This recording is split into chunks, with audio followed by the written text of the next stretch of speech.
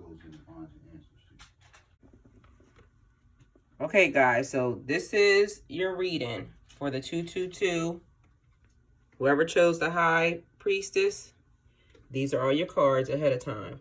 But I actually came to show you these cards, and I had to come and correct myself because my husband said I have to, because I was saying, what'd I say, babe? Querent. Is that what I said? You're saying corn. Querent. And he says that I need to change it, but I can't change it because in the video now, I can't, there's no possible way of me going back to change it because otherwise these cards would not be there. And what am I supposed to be saying? Querent. I'm supposed to be saying querent. So this is a correction. It's not querent, it's querent. Because my husband likes correcting me all the time. That it? That's it. That's all you want me to say? Did I mess up anything else? No, baby. My tarot boss is on my back, okay? But I hope you enjoy your reading. I shall let you know when you mess it up. Okay, guys, so the next card we're going to do is the High Priestess from the Mystical Manga Guidebook.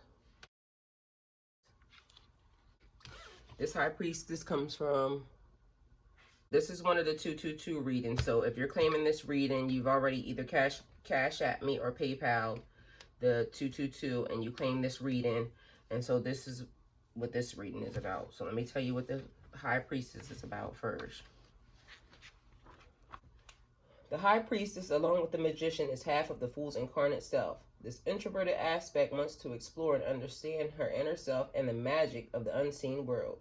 She dances in the dark, mysterious corners of self and the universe, paying attention to the invisible currents that move and shape both the physical world and her own soul. She understands that there are ways of knowing that have nothing to do with the rational mind, and she studies and honors these ways. The mysteries of the universe are hidden, but reveal themselves to those who sincerely seek them. She is the intercom to the magician's external action. So the divinatory meaning of this card is the situation feels uncertain because what is important lies below the surface and doesn't necessarily seem logical. There are secrets afoot, muddy in the waters. Only those well-versed in rhythms of the universe will see what is really going on. So the advice we would take here is, one reason to work on understanding your inner life and being able to hear your inner voice is for times like these. The external situation isn't making much sense, so you really have to trust yourself. Circumstances will not help you decide what to do.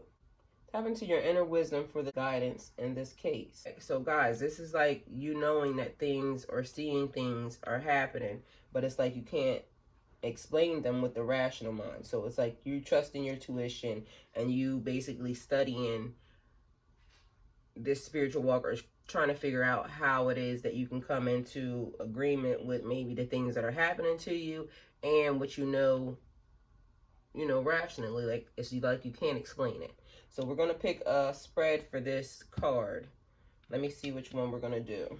Okay, the High Priestess. This is part of her story and the Fool's journey. The Fool was all amped up after his visit with the Magician and wandered around in a bit of a stupor. The calm, cool terrace of the High Priestess was very inviting, so he rested there a while. She didn't really say anything, so he got bored, but was too tired to move on, so he continued to sit. At first, the strange symbols around her baffled him, but he kept staring at them, wondering what they could mean. He asked, but the High Priestess wasn't answering. He quit trying to figure it out and finally found himself lost in her gaze. She may have been surrounded in symbols, but her eyes were gateways to the undefined, indescribable mysteries of life. In the shade, he might have dozed, might have dreamed. He wasn't sure. When he decided to move on, he felt different, like he knew things that he didn't know before, but he wasn't exactly sure what. So this is maybe how some of you guys are feeling right now. So this is why you chose this card. So this is why you're claiming this reading. So for this card, we're going to choose to do the Celtic Cross. The first one is the Querent. So we already have them. That's the High Priestess. The second one is going to be what crosses the Querent. This is often seen as a challenge or energy opposing the Querent's goals, okay? Then we have the foundation of the situation, the aspirations of the current, past, near future, the current's overview of self, environment, hopes and fears, and then the outcome. So we're going to pull all your cards first. And we need 9 cards. Here we go, guys. We're pulling 9 cards.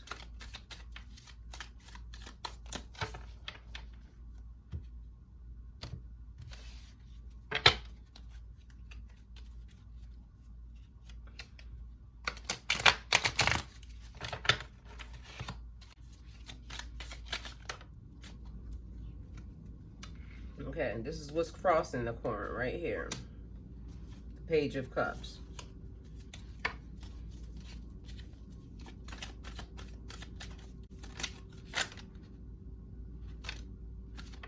Okay, so Temperance is going to be the foundation of the situation. And then the Hierophant, since that one was on top, will be the aspirations. Okay, so that's number 4.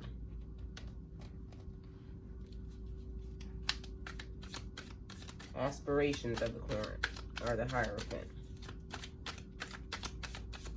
So the past is next.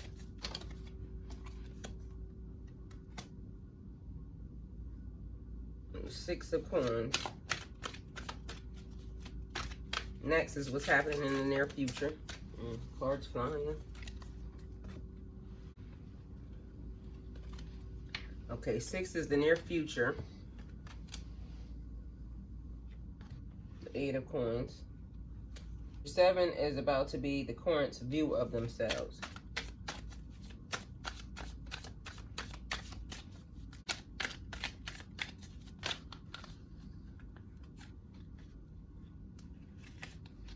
Okay, so we'll take the 9 as the current's view of themselves. We'll take 8 as in your environment. I mean, the Queen of Coins as in your environment for number 8. And then we need number 9 and number 10. Okay, your hopes and fears. 8 of Wands.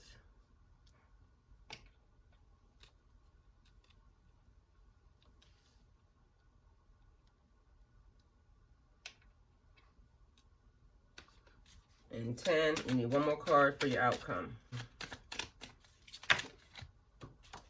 Okay, one card fell out. Let's see what it is. Outcome, 7 of Pentacles. We're going to scoot everything over. That way maybe you guys can see a little better and give us a little more room.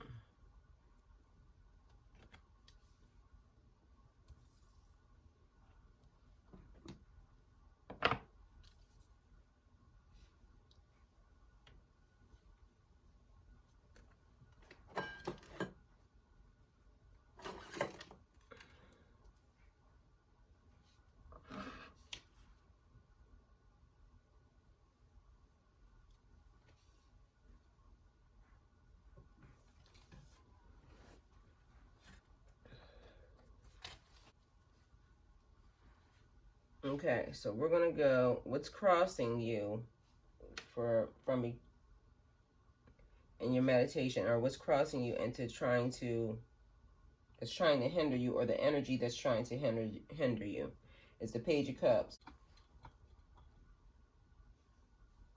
The Page of Cups is experiencing or exploring an emotion as if it was for the first time. He is completely submerged in his feelings, like a teenager falling in love for the first time. Everything seems so huge, so real, so important, that it can really blind him into reality. His devotion is admirable, but can lead to some very real heartbreak. On the other hand, it could also lead to the most important relationship or experience of his life. So the advice for this is dive into the experience, but do so with open eyes. So dive into the experience, but do so with open eyes.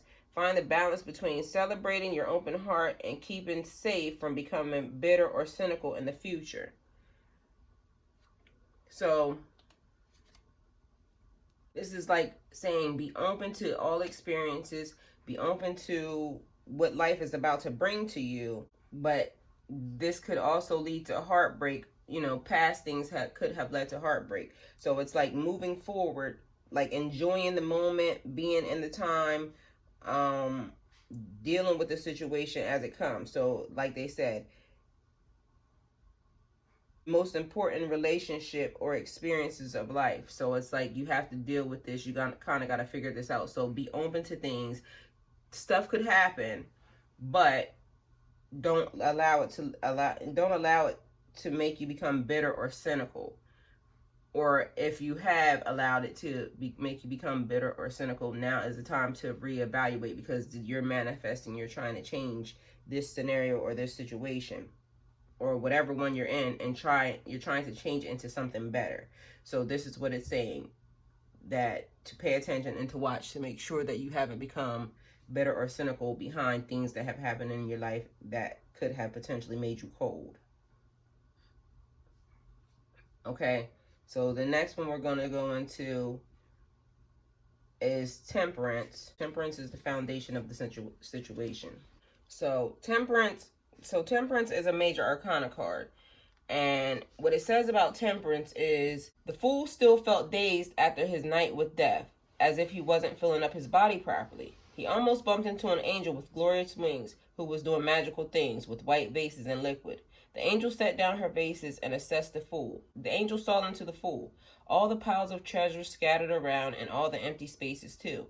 The angel picked the chalices up again and held them up high. She turned to face each of the directions, speaking beautiful words to the sky. The angel poured the liquid back and forth before she finally handed one to the fool without question or doubt. Drink it. The empty places in his soul filled up, and the fool was more fully in his body.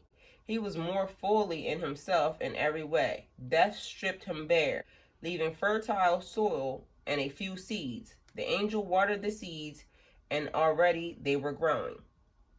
So, as you know, I'm sure you are realizing that she's saying that when she watered the seeds, these are things of knowledge. These are things that she gave him. So when he drank the liquid, it filled his body and it allowed him to be full in himself. The empty spaces that she saw in him were filled up. So this is like gaining knowledge. This is like, so she gave him knowledge and some information, leaving fertile soil, and left him where he was able to kind of grow some more stuff, or able to grow, period. Okay, so after his intense death experience, the fool feels like the world is a new place and he is a new creature. The seemingly unsolvable dichotomies between himself and the world suddenly seem easy to navigate and effortless. Synthesizing what society wants and what he believes is no longer a chore, but a magical act that he loves performing.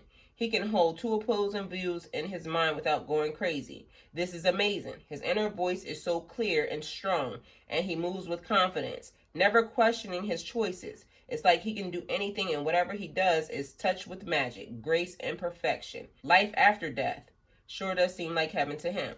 The divinatory meaning is easy grace in the face of intense pressure or difficult circumstances. Make the situation seem extraordinary. Choices, actions, thoughts, words all seem touched with alchemy. That's magic, as you know. All seem touched with alchemy, with everything containing the perfect amounts of truth, compassion, and strength.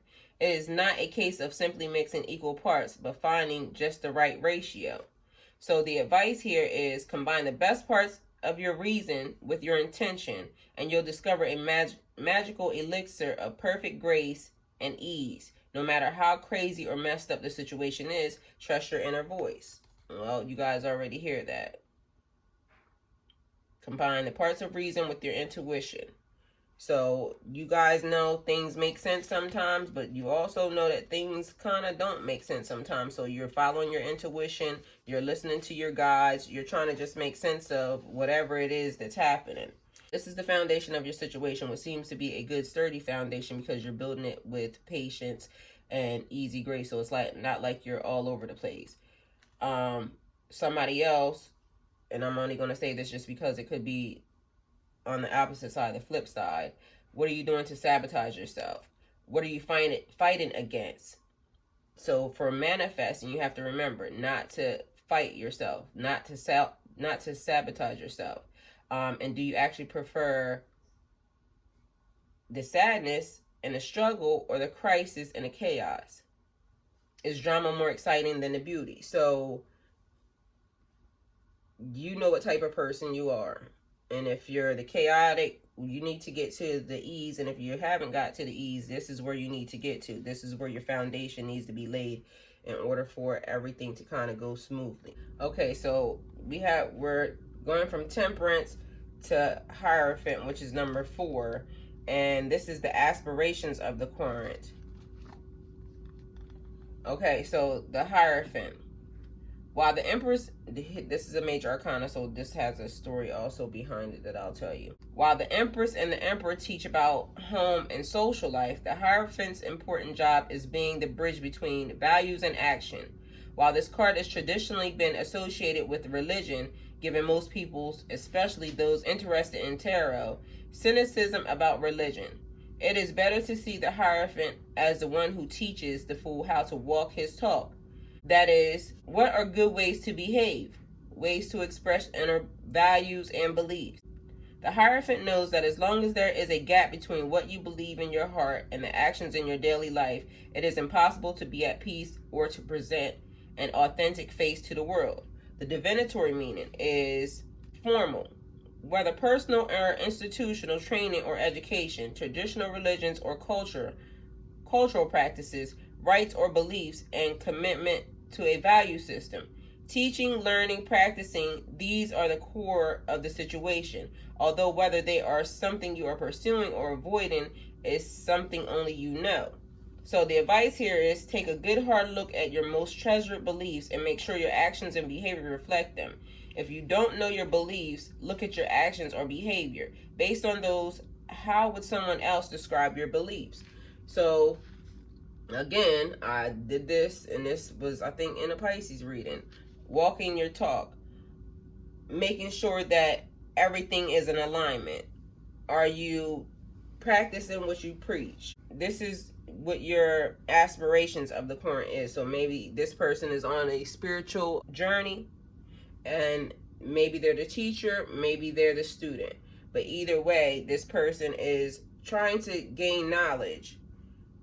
But they have to remember, again, in manifesting and becoming whoever it is that you want to become and gaining the things that you want to gain, morals and values. Remember that if a person is looking at you from the outside looking in, can the person say about you what you are thinking about yourself? Does the person think that you're a good person? Or do you come off as a good person? Or are you just saying you're a good person, but everybody around you looking at you like you're not shit?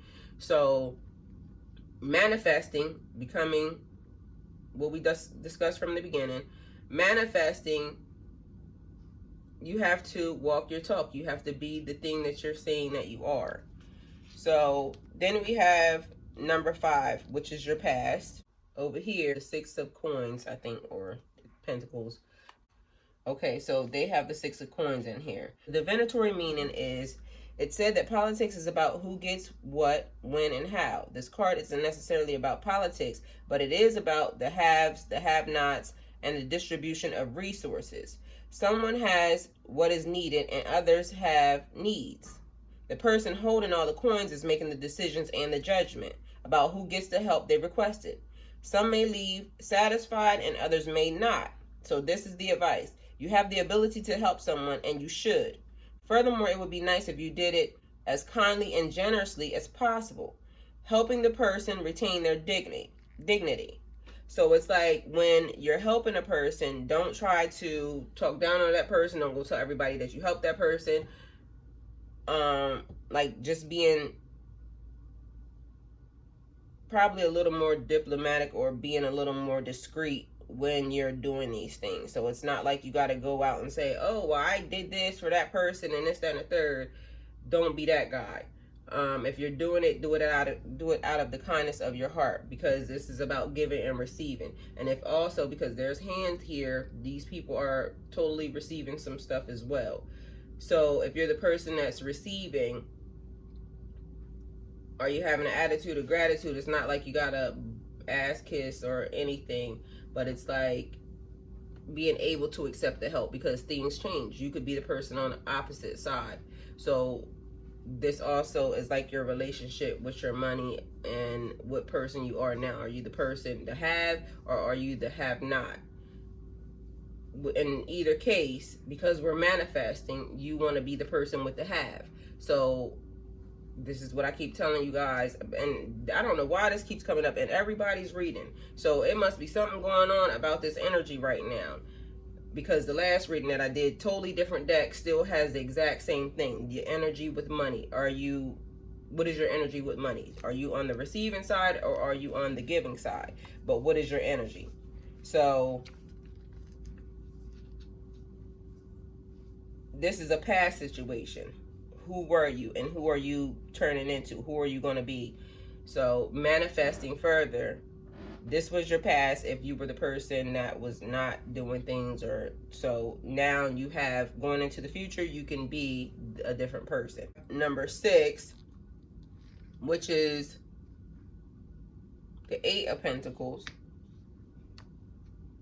Oh, let me go back to the Hierophant real fast because I told you there was a story there. Let me go look it up. So also part of the Hierophant story is, if the Emperor was scared, the Hierophant was just crazy. What is up with that hat and those crazy gesticulations? Curious, he joined a small group that listened to the Hierophant. After a while, a basket was passed around and people put money in it. The fool didn't, but instead waited until everyone left and asked what the money was for. The Hierophant explained that it was to feed the poor and take care of the priest and the priestess, who served the people. It was his job to help the people to live according to their beliefs, to make the right choices, and to grow spiritually. The fool had a lot more questions, and the Hierophant patiently answered them. So again, being a teacher, the Hierophant is teaching the fool, or teaching the people. So, and then we did, like I said, this was number 5, the 6 of coins. And then we're going to number 6, which is the near future. The divinatory meaning of the 8 of coins is you have the opportunity to improve. It's one thing to have a skill. It's another thing entirely to master a skill. Taking an ability to the next level requires a commitment to practice that few choose to make. However, while practicing can feel boring to people dedicated to improving, it isn't, because they have a passion for the craft itself. Each tiny bit of improvement is an accomplishment. So the advice here is to take pride in your work and foster the patience to do the hard work of actually getting better at what you do. So no matter what it is that you're doing in life, it's like taking pride and taking the time to actually get better. If you're a person that has poor workmanship, like being satisfied, like something is good enough, things are tedious. So in manifesting, you have to push through. So remember, this is a manifestation spread.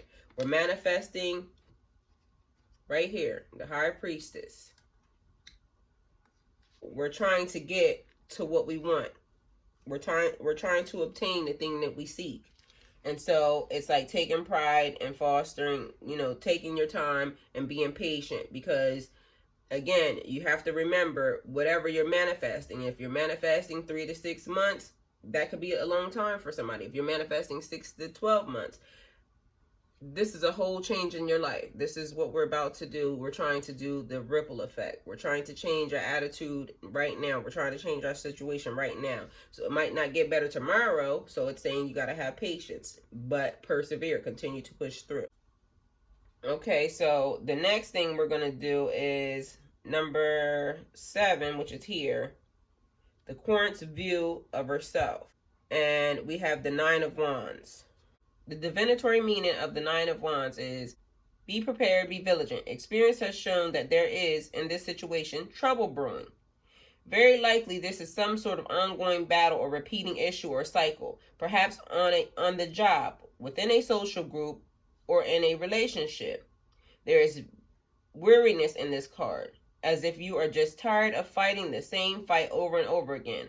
Unfortunately, unless something changes, it is a case of same stuff, different day. So be ready to do battle yet again, or find a way to put a stop to the cycle that allows these struggles to continue. So how do you see yourself? It's like you're in a pattern. You continue to do the same stuff So with this being said, it's like how does the current view themselves? So it's like you continue to do the same thing over and over again. You continue to put yourself in patterns. So you're trying to break these cycles. With manifestation, you're trying to break these cycles. You're trying to move past the same old cycles, the same old struggles, the same old whatever. So if this is how you view yourself, you're trying to get out of that. This is now either you're being stubborn, or you're just not paying attention to the pattern. So some type of way we got to get you out of this if this is how you view yourself. So it says something has to change. What are you willing to change to manifest this beautiful life, this beautiful situation that you want? So next we have the Queen of Coins. The Queen of Coins is your environment. Okay, so the divinatory meaning of the Queen of Coins. The Queen of Coins knows that comfortable and beautiful environments help people be their best selves. She is the master of do-it-yourself and turning trash into treasures. If there is a joy to be found in making a gourmet meal out of a few eggs and a potato, she will find that joy and serve a wonderful dinner, complete with lovely place settings. With her, no matter the project, details will always be taken care of. So the advice is create as much comfort and beauty in your world as you can pay attention to the smallest details. So no matter what you are, because, or what level you're at, because this says turning a meal out of a few eggs and a potato, creating beauty in your environment, creating beauty in your world. So on the negative side of this, it could be like fixating on end results, overspending, or extreme frugality. So on the flip side of this, it could be fixating on end results, overspending, or extreme frugality. So it's like trying to create a beautiful environment where you are now, but don't overspend because you're looking into your future. You're trying to get where you're going. So right now, if you save or you try to build, you can gain so much more later, because if you save all your money now and then you build it to what you want it to, then you have endless amounts of money to go do what you want. So you're manifesting. So it's like create a beautiful environment, keep your area nice and clean, or whatever it is that however you like it, nice and clean, but don't overspend on it. Don't go crazy. Don't just spend all your money on all these nice things and then you don't have any money. That's what that basically says. So in your fears are the Eight of Wands. The divinatory meaning of the Eight of Wands is all the ducks are in a row and ready to fly. Events have been set in motion and moving quickly to an outcome. The end result should not be a surprise because it is the logical conclusion.